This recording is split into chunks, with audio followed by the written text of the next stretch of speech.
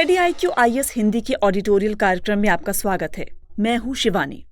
दोस्तों, इस कार्यक्रम में यूपीएससी और राज्य सिविल सेवा परीक्षा के मेंस एग्जाम को ध्यान में रखते हुए टॉपिक को कवर किया गया है।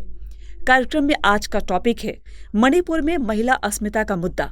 ये टॉपिक सामान्य अध्ययन प्रश्न पत्र 2 के सामाजिक न्याय खंड से जुड़ा हुआ है।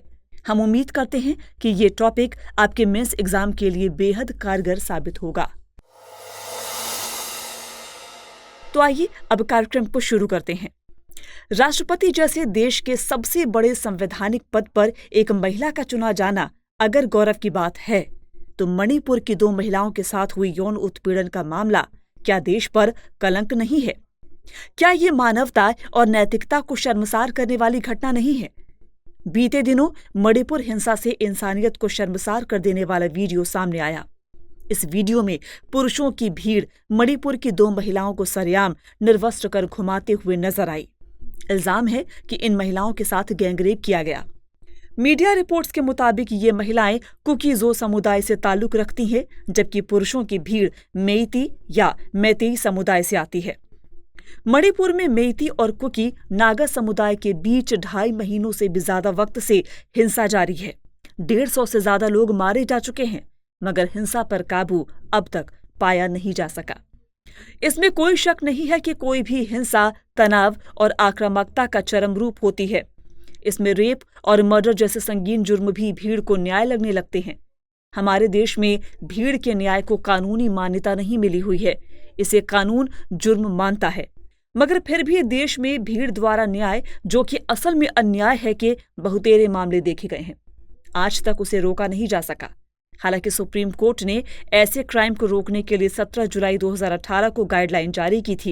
इस गाइडलाइन में मॉब लिंचिंग के साथ साथ हेट स्पीच को भी कवर किया जा चुका है। फिर भी ऐसी दरिंदगी जारी है, मगर सवाल है क्यों? आज के ऑडिटोरियल में इन्हीं सवालों के जवाब विस्तार से तलाशेंगे। समझेंगे कि क्यों हर लड़ाई में महिलाओं को ही निशाना बनाया जाता है, क्यों ये समाज आज भी बदले के लिए महिलाओं की अस्मिता को टारगेट करता है।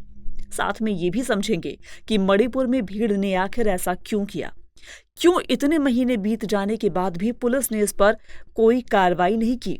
भीड़ द्वारा किए गए ऐसे अपराध पर कानून क्या कहता है। मगर इन पर बात करने से पहले मणिपुर की इस घटना पर थोड़ी चर्चा कर लेना जरूरी है। सोचकर ही कितना बुरा लगता है कि चारों तरफ लोगों की भीड़ और महिलाएं निर्वस्त्र हैं। ये अमानवीय वारदात मणिपुर में जातीय हिंसा भड़कने के 1 दिन बाद की बताई जा रही है। मीडिया रिपोर्ट्स के मुताबिक ये वारदात मणिपुर में हिंसा शुरू होने के तुरंत बाद एक मेइती महिला के बलात्कार और हत्या के बारे में फैली फेक न्यूज के बाद हुई। कुकी महिलाओं के साथ यौन हिंसा उसी का बदला माना गया। ये वारदात 4 मई को मणिपुर के कांगपोकली जिले में हुई। मेइती संगठनों के कम से कम 800 से लेकर 1000 लोग कुकी के निवास वाले बीफिनोम गांव पर हथियारों के साथ पहुंचे थे। वहां उन्होंने कुकी समुदायों के घरों में आग लगा दी। गांव में हो रही इस हिंसक झड़प से बचकर 3 महिलाएं और 2 ग्रामीण पास के जंगल की तरफ भागे, जहां उन्हें एक पुलिस टीम ने बचाया। पर पुलिस स्टेशन वापस जाते वक्त भीड़ ने पुलिस स्टेशन से 2 किलोमीटर दूर टोबुल के पास सड़क को ब्लॉक कर दिया और भागे हुए ग्रामीणों को पकड़ लिया।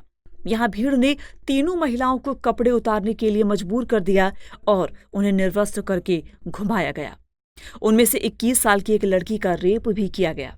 आरोप ये भी है कि उसके भाई ने जब बचाने की कोशिश की तो भीड़ ने उसकी हत्या कर दी।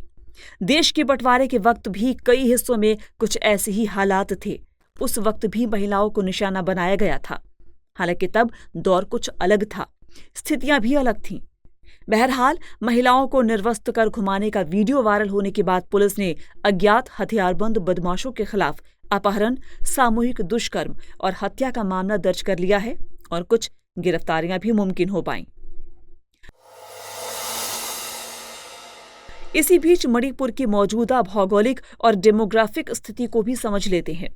ये स्थिति आपको हिंसा के कारणों को समझने में मदद करेगी। मणिपुर का लगभग 10% इलाका घाटी वाला है। यहाँ गैर आदिवासी मेइती समुदाय के लोग रहते हैं। ये समुदाय राज्य की आबादी में करीब 53% की हिस्सेदारी रखता है। मणिपुर विधानसभा में राजनीतिक सत्ता पर मेती लोगों का ही वर्चस्व है। राज्य के 60 में से 40 विधायक इसी आबादी से चुने जाते हैं। पिछले चुनाव में इन 40 में से 39 सीटें मेती उम्मीदवारों ने ही जीती थी। इस समुदाय की अधिकांश आबादी हिंदू है। हिंदू राज्य में सबसे बड़ा धार्मिक समूह है। फिर मुसलमानों का स्थान आता है। मेती को फिलहाल राज्य के पहाड़ी इलाकों में बसने की इजाजत नहीं है। वहीं राज्य का 90% इलाका पहाड़ियों वाला है। ये इलाका आरक्षित है।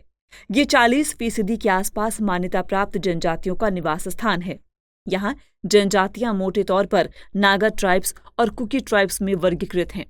इसमें दक्षिणी भाग में कुकी ट्राइब्स और उत्तर पूर्वी भाग में नागा ट्राइब्स हैं। इनमें से ज्यादातर ईसाई हैं। विधानसभा में यहाँ से केवल 20 विधायक ही चुने जाते हैं। मणिपुर के भूमि सुधार अधिनियम के मुताबिक स्थानीय जिला परिषदों की अनुमति के बिना मेती समुदाय को राज्य के पहाड़ी इलाकों में बसने से रोक दिया गया है, जबकि जनजातीय आबादी को घाटी क्षेत्र में बसने से प्रतिबंधित नहीं किया गया। अब सवाल है कि मणिपुर में हिंसा कैसे शुरू हुई। मणिपुर की राजधानी इम्फाल के दक्षिण में चुराचंदपुर जिला है, जहां कुकी आदिवासी की तादाद ज्यादा है। यहां गवर्नमेंट लैंड सर्वे के विरोध में 28 अप्रैल को the indigenous tribal leaders forum ने 8 घंटे के बंद का ऐलान किया। इस बंद ने हिंसक रूप ले लिया। फिर कुछ दिन बाद 3 मई को all tribal students union of Manipur ने आदिवासी एकता मार्च निकाला। ये मेती समुदाय को एसटी का दर्जा देने के विरोध में था। मेती ट्राइब यूनियन पिछले कई सालों से मेती समुदाय को आदिवासी दर्जा देने की मांग कर रहा है। इस दरमियान मणिपुर उच्च न्यायालय ने मेती समुदाय को एसटी का दर्जा देने वाली 10 साल पुरानी सिफारिश को लेकर एक निर्देश जारी किया। निर्देश में राज्य सरकार से कहा गया है कि वो 4 सप्ताह के भीतर इसे लेकर केंद्र सरकार को सिफारिश भेजे। इसी फैसले के विरोध में राज्य के चुराचांदपुर जिले में ऑल ट्राइबल स्टूडेंट्स यूनियन ने आदिवासी एकजुटता मार्च निकाला। यहीं से हालात बिगड़ गए। वर्तमान में आरक्षण का ये मसला मणिपुर हाईकोर्ट से होता हुआ अब सुप्रीम कोर्ट तक पहुंच गया है। इस रिजर्वेशन का विवाद तो था ही, मगर मणिपुर सरकार ने अवैध अतिक्रमण के खिलाफ कार्रवाई भी शुरू कर दी। सरकार का कहना है कि आदिवासी समुदाय के लोग संरक्षित जंगलों और वन अभयारण्य में गैर कानूनी कब्जा करके अफीम की खेती कर रहे हैं।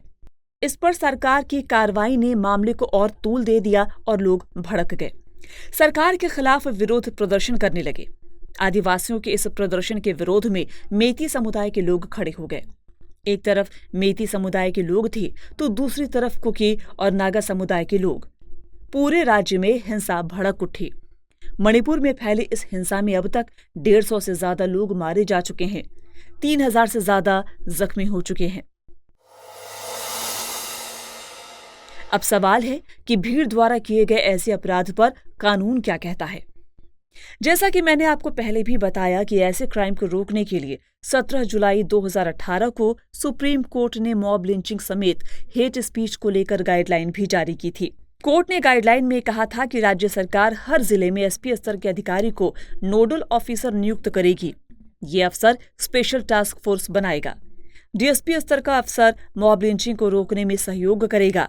वहीं एक स्पेशल टास्क फोर्स होगी जो इंटेलिजेंस सूचना इकट्ठा करेगी कि कौन इस तरह की वारदात को अंजाम देना और फेक न्यूज फैलाना चाहते हैं। नोडल ऑफिस लोकल इंटेलिजेंस के साथ मीटिंग करता रहेगा। साथ ही केंद्र और राज्य सरकार को आपस में समन्वय बनाए रखने के लिए भी कहा गया। ऐसे मामलों में तुरंत धारा 153A या अन्य धाराओं में केस दर्ज करने का भी आदेश दिया गया। इसके साथ ही वक्त पर चार्जशीट दाखिल करने को कहा गया, जिसकी नोडल अफसर निगरानी करेगा। इसके अलावा राज्य सरकार को ये निर्देश दिया गया कि वो ऐसे इलाकों की पहचान करें और वहां से 5 साल के रिकॉर्ड को इकट्ठा करें जहां ऐसी घटनाएं हुई हों। राज्य सरकार भीड़ हिंसा पीड़ित के लिए मुआवजा योजना बनाए, उसमें चोट के मुताबिक मुआवजा राशि तय करे। ऐसे मसलों से जुड़े केस फास्ट ट्रैक कोर्ट में चलें। संबंधित धारा में ट्रायल कोर्ट अधिकतम सजा दे और पीड़ित के वकील का खर्च सरकार वहन करे। अब आखिर में ये सवाल बचा है कि महिलाओं के साथ ही ऐसी हिंसा क्यों होती है। वैसे तो महिलाओं के खिलाफ हिंसा की समस्या कोई नई नहीं है।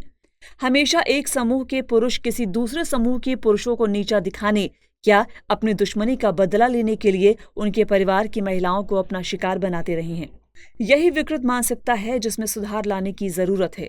इसी मानसिकता के चलते भारतीय समाज में महिलाएं एक लंबे वक्त से अवमानना, यातना और शोषण का शिकार रही हैं। हमारी विचारधाराओं, संस्थागत रिवाजों और समाज में प्रचलित प्रतिमानों ने उनके उत्पीड़न में काफी योगदान दिया है। ऐसा करते हुए शायद कभी किसी ने सोचा नहीं कि आखिर ये महिलाएं कौन हैं जिन पर हम जुल्म कर रहे हैं। आज भी हम नहीं सोचते, बस खबरें पढ़ते हैं और भूल जाते हैं। खुद में सुधार लाने की जरूरत भी महसूस नहीं करते लोग। भारत में महिलाओं को आज सभी क्षेत्रों में वैधानिक रूप से समान अधिकार प्राप्त है, मगर समाज में उन्हें आज भी इसके लिए संघर्ष करना पड़ता है। सामाजिक रूप से आज भी हमारे समाज का मूल ढांचा पितृसत्ता के रूप में मौजूद है। ग्रामीण क्षेत्रों में तो ये ढांचा आज भी बेहद मजबूत है। समय समय पर खाप पंचायतें या इसकी जैसी ही अन्य संस्थाएं महिलाओं के वस्त्र पहनने को लेकर मोरल पुलिसिंग के तमाम प्रावधान सुझाती रहती हैं। धर्म भी इसमें कई बार अपनी भूमिका अदा करता है। धार्मिक स्थलों पर महिलाओं के प्रवेश को वर्जित करना इसके ताजा तरीन परिणाम है। सबरीमाला या अन्य धार्मिक स्थलों पर प्रवेश न देना मौलिक अधिकारों का उल्लंघन है। धर्म जाति के गठजोड़, रूढ़ और अंधविश्वास ने महिलाओं को और शोषित किया है। अब जरूरत है कि ऐसी मानसिकता में सुधार लाया जाए। इन्हें वस्तुकरण करने से मुक्त किया जाए। इन्हें अपनी प्रतिष्ठा से जोड़कर न देखा जाए, बल्कि उनकी खुद की अस्मिता से जोड़कर देखा जाए। चलिए अब आज के टॉपिक के आधार पर सवाल को नोट कर लेते हैं। सवाल है, मणिपुर हिंसा के आलोक में भीड़ द्वारा किए गए अपराध पर सुप्रीम कोर्ट के 2018 की गाइडलाइंस की समीक्षा कीजिए। उम्मीद है आज का ये विषय आपके एग्जाम्स के लिहाज से काफी मददगार साबित होगा।